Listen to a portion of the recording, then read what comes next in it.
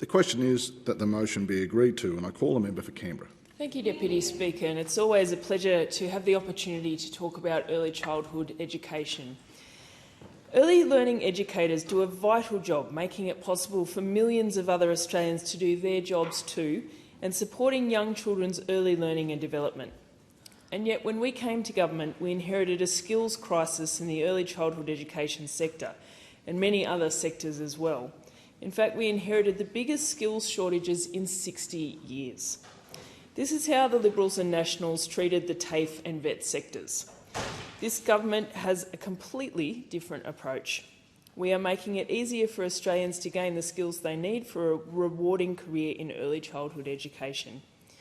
Through our fee-free TAFE policy, we are addressing the skills shortages across the economy with an additional 300,000 fee-free TAFE places being rolled out from the start of this year, expanding on the success that we have already seen from this investment last year.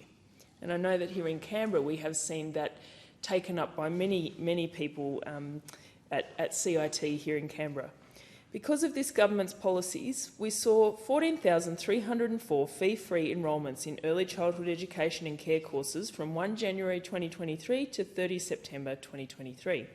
Since coming to government, Australia's early childhood education and care sector has grown by more than 20,000 workers.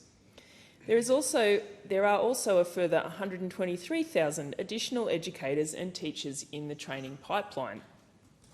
The Albanese government knows that supporting the pipeline of workers is critical to addressing the shortages in the sector left by those opposite. And our government also understands that supporting the early childhood workforce does not just include praising the workforce, but also includes providing a fair wage. Getting wages moving, particularly in low-paid, female-dominated sectors like early childhood education and care, is a prominent feature of our economic policies. In partnership with stakeholders, we have already helped deliver a 4.6% award increase in 2022 and a 5.75% award increase in 2023 for 113,000 early childhood educators.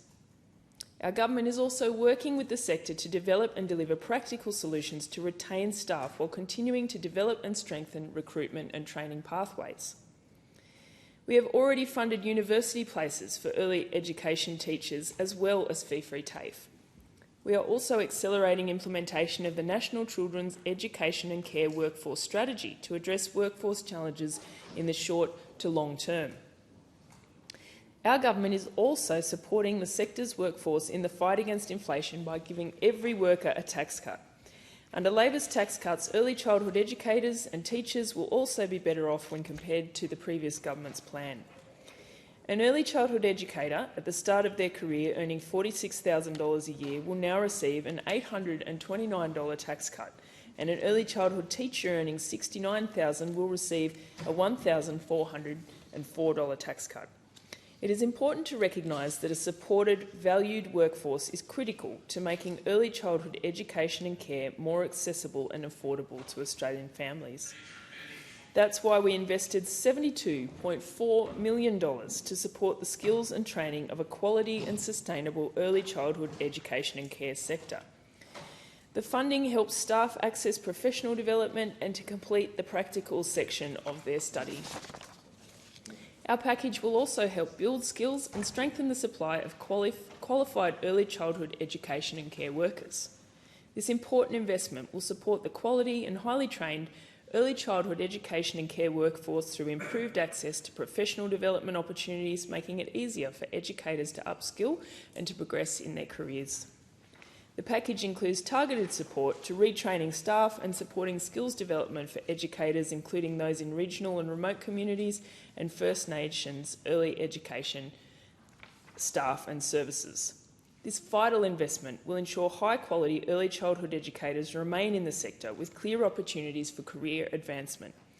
Our government is committed to supporting this sector by properly skilling its workforce, guaranteeing secure jobs and providing a positive place for our children in their earliest years to ensure the best start in life.